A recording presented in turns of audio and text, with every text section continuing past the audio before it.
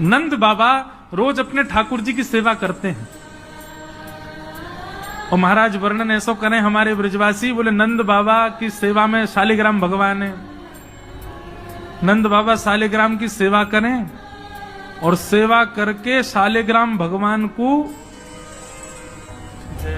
पंचामृत से अभिषेक करा करके ठाकुर जी को शुद्ध जल से अभिषेक करके इत्र उत्र लगा के तिलक फोटा चुपका के बढ़िया आरती करके और फिर शालिग्राम भगवान को टांड पे धरते हैं ऊपर।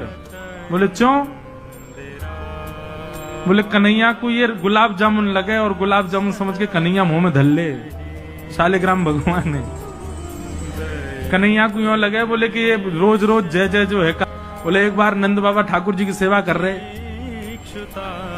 इतने में ठाकुर जी बगल में आके बैठ गए। देखो कितनी सुंदर ठाकुर जी की सेवा कर रहे हैं, ठाकुर जी बगल में बैठे हैं। नन्हे से गोपाल जी आके बैठ गए। अब नंद बाबा को तो बढ़िया लगो, लाला भी सेवा सीखेगो, बैठ जा लाला यहाँ पे। ठाकुर जी बैठ गए।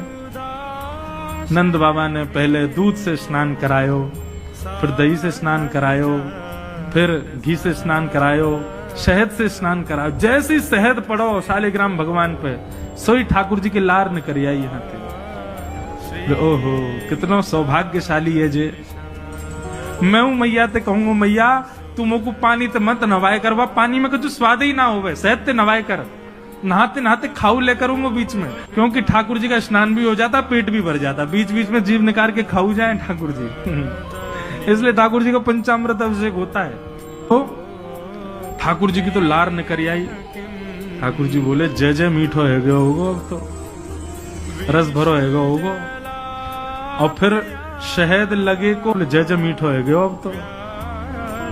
नंद बाबा ने बढ़िया ठाकुर जी को श्रृंगार आदि करके और महाराज ठाकुर जी को तुलसी पदरा के चंदन वंदन लगा के और नंद बाबा अपनी माला झोली में हाथ दे करके और जाप करने लगे।